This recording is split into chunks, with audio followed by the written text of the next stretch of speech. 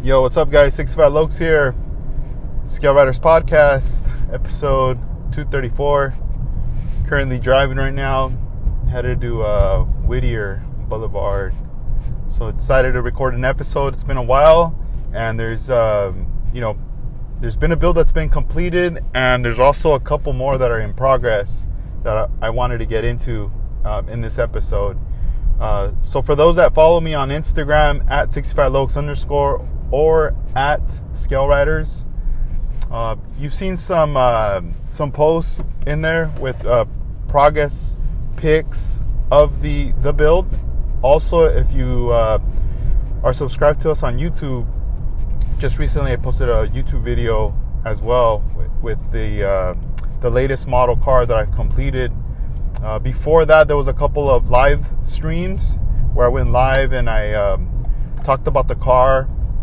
It was kind of like showcasing it right there for a bit before I did the polishing and everything, and just got it going pretty much at that point. And man, it was a nice, like a fun build, Kickstarter to get back into it. Most of the work had already been done. I would say maybe like about a year ago or so on that model.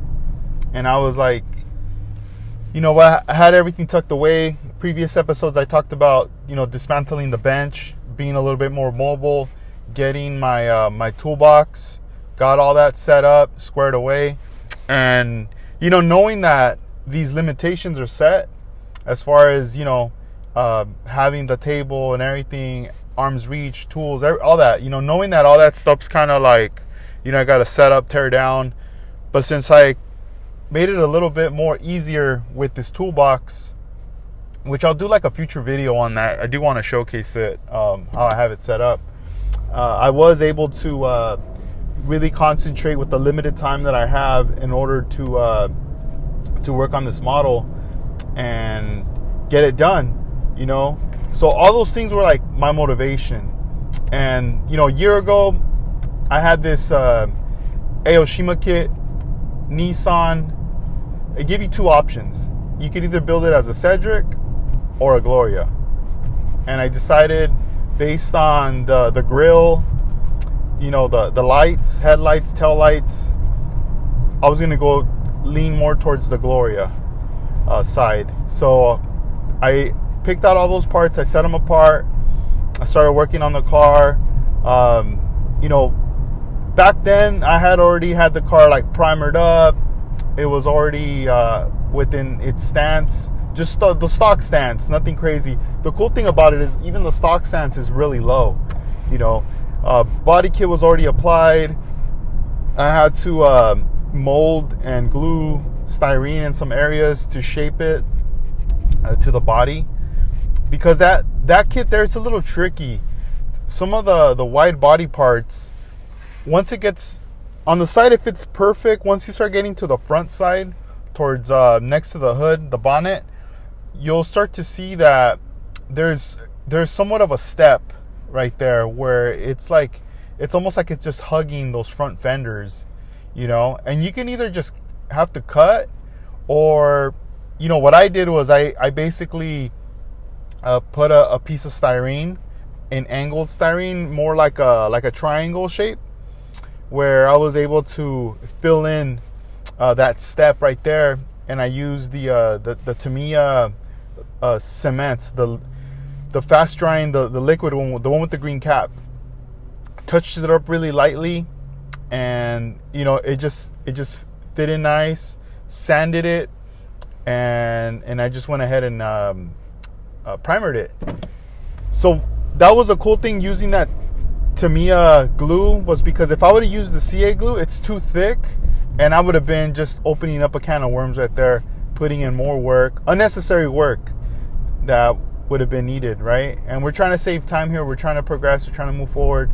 So I had that car all mocked up and everything, and then I put it away.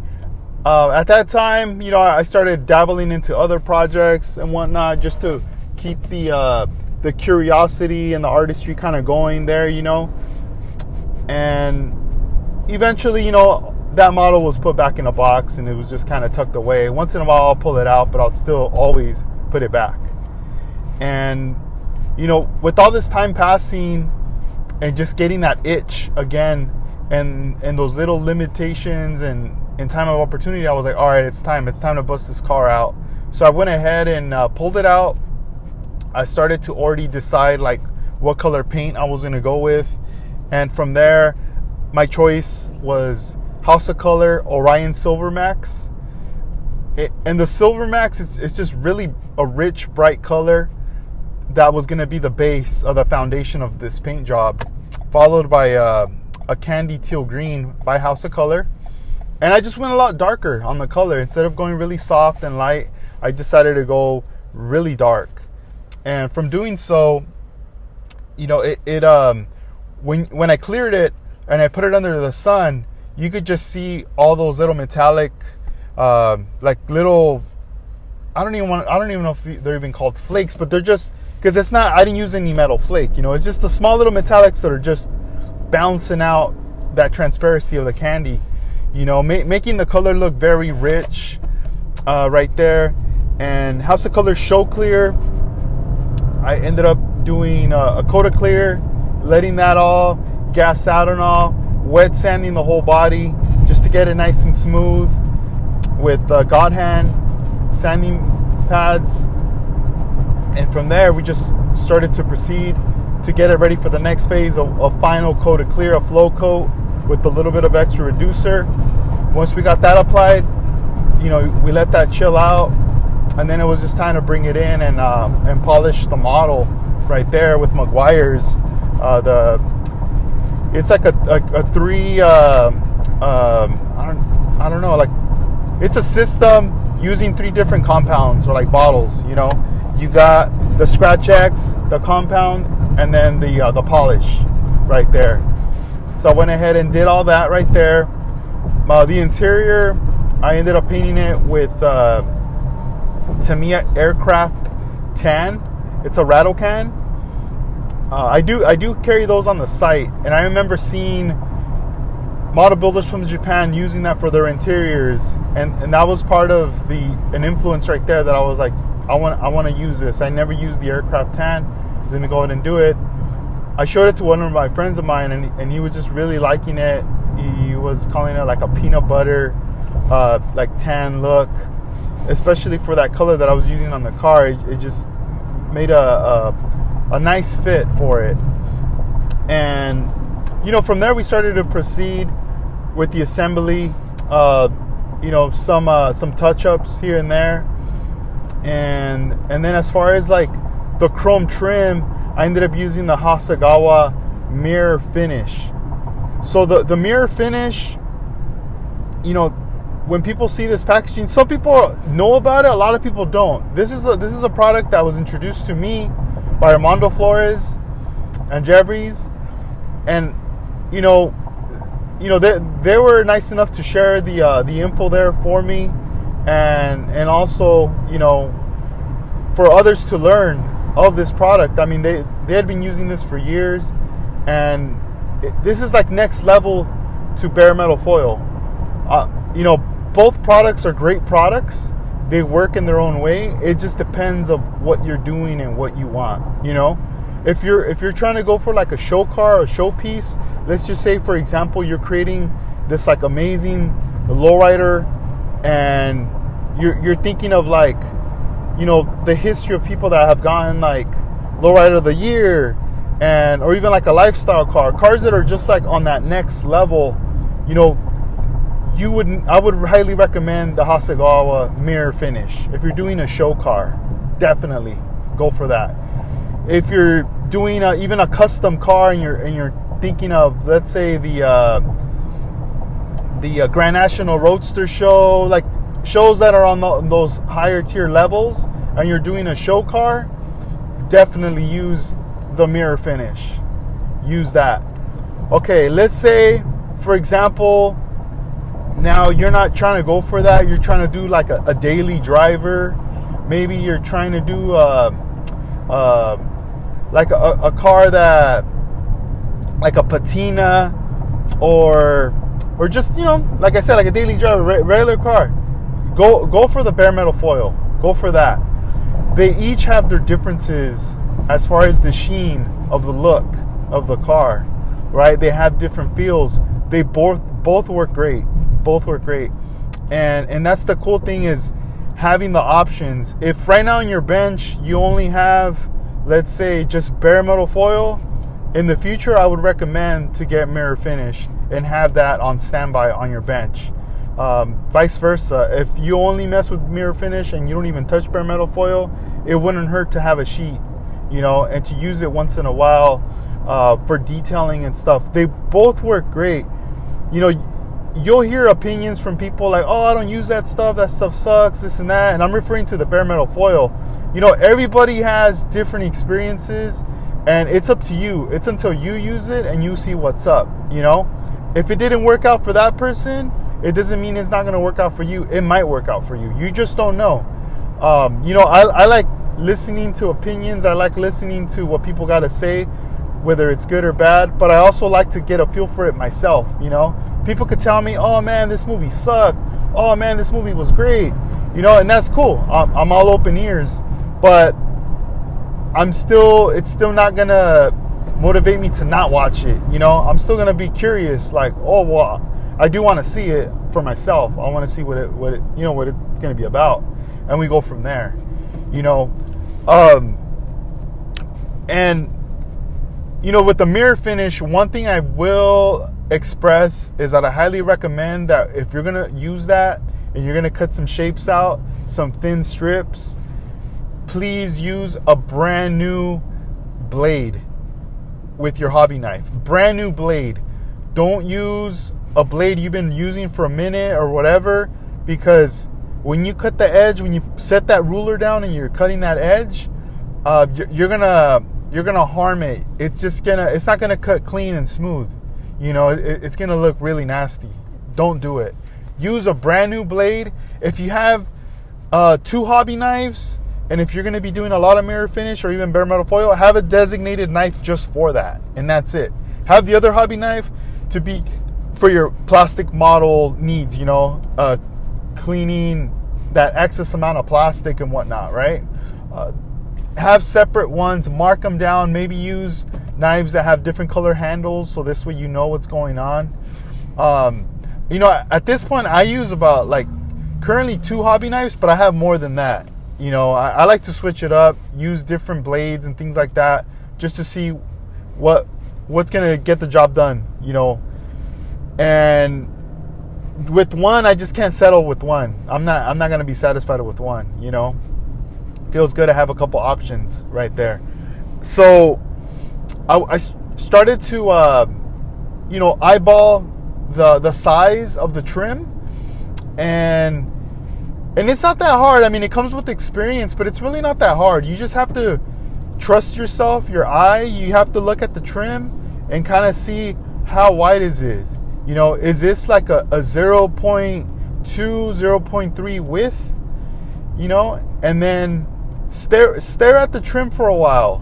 And then now stare at your sheet and start putting your ruler at the edge and start staring at it, and then compare. All right? And then just go for it. Make the cut. And once you have that cut and you have it all set, then from there you start to peel the backing from it, and you start to apply, and you're gonna have to use your hands. The model, instead of having the model all over the table and everything, because I didn't want it to, get messed up, I pulled it away from the bench and I had it on my lap, over my clothes, like on my jeans, without moving, just having it sideways, holding it there. With my leg, and then with one hand, holding the model, and then the other one just pulling on that tape. Well, the mirror finish, it's kind of like a tape, because you're pulling off the backing. There's a sticky side to it, and then you lay it on. There's really no need to clear coat over it. It's already really bright on there. You set that on, and I mean, when you see it, man, the way it just shines and pops out, it's crazy. It's really rich. It's really bright. And it does look like chrome trim, dude. It's nuts. It's all my models have it. My old models, they have bare metal foil, and it's cool. Nothing wrong with that. I'll still use bare metal foil in the future for something. But for right now, that car, You know, I wanted it to be really loud, especially with that ridiculous body kit it has. It's just crazy. You know, you don't see that stuff here in the US. You know, but I was trying to imagine, like, all right, we want this car to be loud, obnoxious, stand out, body kit, paint job, the chrome trim, you know, maybe it has a crazy 808 system in the car too.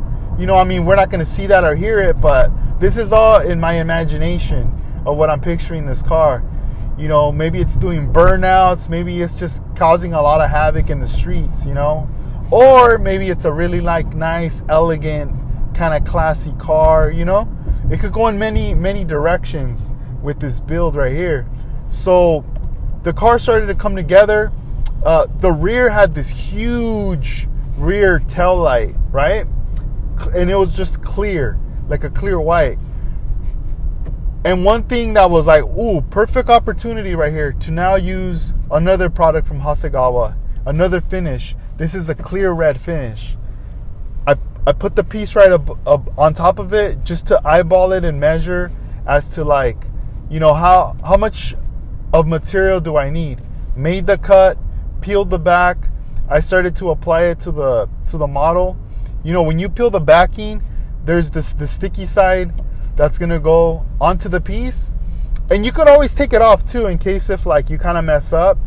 It's a trip because it's almost like a vinyl material, but it's clear, you know, and then you just start applying it. You could peel it off and keep applying it, and then finally, like once I had it all wrapped up, I got one of the Tamiya craft cotton swabs, and I started to like fill in all the little crevices, and you can do it softly, and don't use the pointy one because I know they use a pointy one. Use the one with the round tip. You know, start getting in all those little crevices, all the edges of the what do you call it? The material. You could either cut it out with your hobby knife, or you could just fold it over and then cut out that excess. You know, but just be careful with it. You know. And then do a test fit, and if it fits well, all right, you're good to go. And then from there, it's like you're pretty much set. You know, you didn't have to turn on the air compressor. You didn't have to airbrush. You didn't have to bust out all the little paint bottles. You know, you didn't have to do all that stuff. You know, and it ended up working out best this way right here. So it's like those little bits like that come in handy for situations like this, especially when it's like last minute that you need to, like, you know, you're running on fumes and you want to complete this build. Another thing that they make is clear orange and clear yellow. I do have the clear red, the orange. Later I will be getting the yellow. I don't have that in stock right now, and I'm out of the mirror finish. But I know when I get those in, you know, people pick those up because some people already know about them. You know, they're already like, all right, cool. But I highly recommend, like I said, use a sharp blade, like a brand new hobby knife. You know, you don't want to be using a used one, a dull one. You just don't. You don't want to damage the material. You want to get as much use. And that little sheet, it's a small sheet, but trust me, it's gonna last you a long time. You're gonna be able to get through a lot of builds through that one sheet right there. And later in the future, I'll have to do a video so you guys can visually see, if you guys are curious of how I do it. It's not even hard. It's very easy to do. You know, it's really no different from bare metal foil. You know, cutting out your strips, peeling off the back, and start applying it there. One benefit the mirror finish does have is that it's a bit stretchy. So, you know, with bare metal foil, when you pull it, you'll rip it. It's not stretchy at all. You know, the other one is. It's a little bit less of a pain. You know, once you cut out your shape and you go from there. So that car is like pretty much done. Recorded a little clip on it. It's up on YouTube. I took some photos. You know, when I take photos of that thing in the house, you know, it's all dark. It doesn't look cool. But when I bring it out to the sun, man, that thing stands out. You know, it's really bright. So I don't know. I mean, I'm going to bring it out to shows in the future. We'll just see how it does as far as the lighting, you know. I don't know if maybe I have to bring a big old spotlight on it. I don't know. That'd probably look ridiculous, but I just want people to see that effect right there.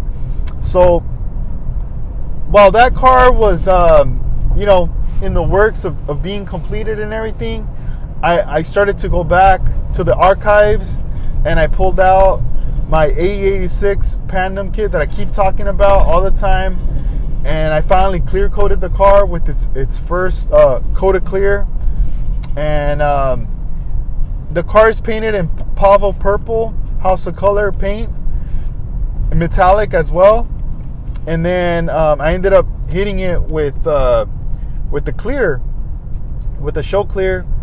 And it's crazy because the previous time when I used my airbrush, I didn't clean the airbrush, I just did a backwash with lacquer thinner, and that was it. So this time around, I mixed up my clear. I filled up the cup of clear, and normally I go through a cup of clear, and normally it's like a cup and a half when I'm shooting a car. I filled up this cup, and I start spraying the car. I'm going through those coats of clear that I always do on my cars, and it's like I was tripping out because when I was done with the session, I was like, all right, I'm satisfied with the way it looks right now. It's not over buried, it's like pretty cool. It looks pretty natural as to like maybe how these cars would probably look like in real life, not like a little bit of orange peel, but not too much, and not too much clear. And then I look at the cup, and I probably used like a quarter of the clear. There was still 3/4 left of clear. And I was like, what the hell? I was like, dang, what happened here? And I just feel like maybe because I didn't clean my airbrush, not all the clear came out, like blasting out, which was kind of a good thing instead of a bad thing, because there was some parts that I did not want to bury in clear just because of the fear of not being able to fit certain pieces of glass in there, like the side markers and things like that. So it ended up working out. So the car should be dry by now. I shot it over the weekend. It's Tuesday now, so it should be ready.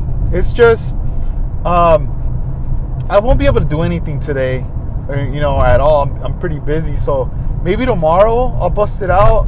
I'll get some photos under the sun so I could share on my Instagram and on YouTube, just so people could see the paint where it's at. And then from there, I'll make my judgment, and I'll start to decide whether if I'm planning to do another coat of clear, like a float coat, or just kind of leave it as is.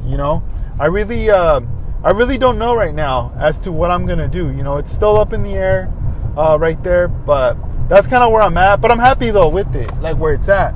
And then while I had cleared that one, and that one was chilling, waiting to be cured and dried, I busted out with the Australian kit, what is it? The Kingswood. Man, my mind's going blank right now. It's because I'm driving. I'm just like, what is it? The Kingswood. So the Kingswood, busted it out. That one I made it more into like custom / lowrider, like California style or 65Locs style car. And I was like, all right, I gotta set this one up. How am I gonna do it or whatever? And then I polished the car. I started to apply the mirror finish. So when you see these photos later when I post up, or even a video, that trim that you see on there, all that chrome, it's mirror finish. It's not bare metal foil. And you'll be able to see the shine on there, because this one I wanted to be more of a show car, so it has that on there. I still need to finish inserting the bumpers, the headlights. It's a lot of little minor stuff that needs to be done in that car, and that car is complete. So once all that stuff's all there, nice and set, the car is done, and that'll be another car that will be complete. Once I find those little windows of opportunity of time, I'm gonna just jump in there, put in that little bit of work. I'm not in a rush, but I know I'm close to the finish line right now. So I need to like just take my time, enjoy these moments with this build, because once it's done, the car's going to be put in a little box, eventually taken out to shows, and then put back in the box, and it's just going to chill in the box, And then once in a while, maybe I'll bust out with it, but for the most part, it'll just be chilling in there, I don't know. It'll just kind of be there. And that's just kind of how it goes, learning stuff from each build, getting better at each build every time, that we work on something, try to learn something new, try something new, push yourself, get a little bit of experimental as to like, what you want to do. Eventually I kind of want to group all my cars, get them together, side by side, and just kind of compare and see like the transitions of where it's kind of gone. I think after finishing this Kingswood and then that Pandem, I know Alex out in the Bay Area, he's going to be hosting another pizza night, the Slice of the West, which is going to be the night before the last NNL West. And, I'm going to be bringing these cars over there, but he also, he's going to do something fun where, if people want to participate, they're open to it. It's not mandatory, but if you want to participate, you can build a model car that maybe you want to trade with someone there. And I've been considering of doing that to participate. I'm thinking of just doing like a box stock, like car, like out of box. I don't know. I don't know if I'll do any mods to it.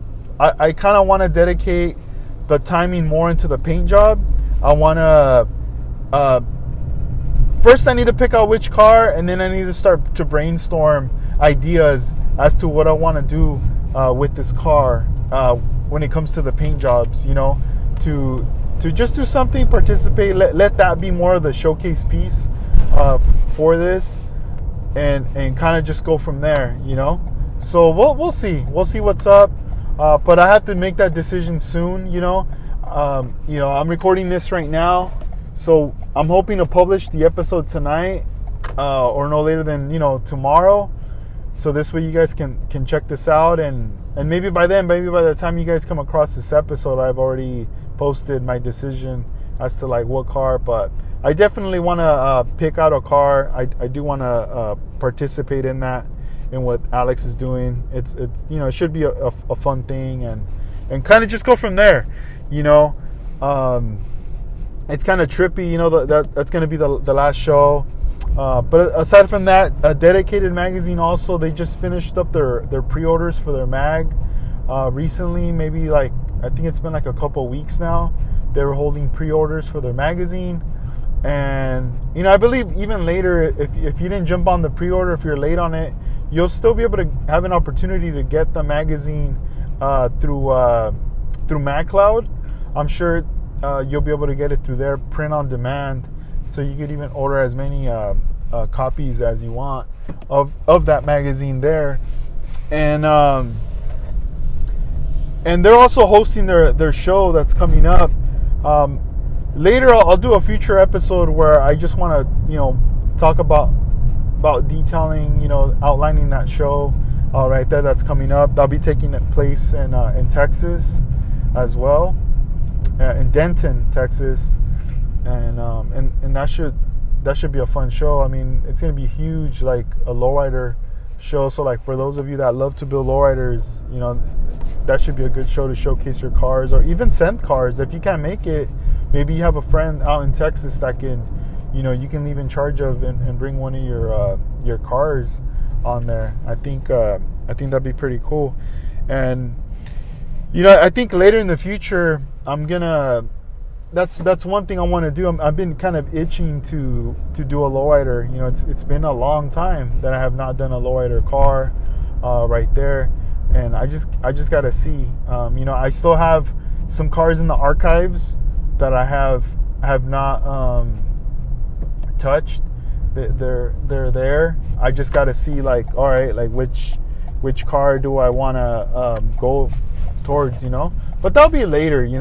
But I do have like my stash of kits. Like there's a lot of cars that I've worked on that you know, I put them away. And it's for a reason too. Sometimes when I put these cars away, you know, knowing that one day I'm going to bust them back out, you know, and I just kind of go from there with the cars, because I might have these ideas right now, but I might not be ready for it, you know, and then once I have the skill and everything, then that's when I'll be like, ready, like, for it. So, but I'm gonna wrap this episode up, guys. This is 65Locs checking out. I hope you guys have a good time. Keep on building, you know, take your time and have fun with it.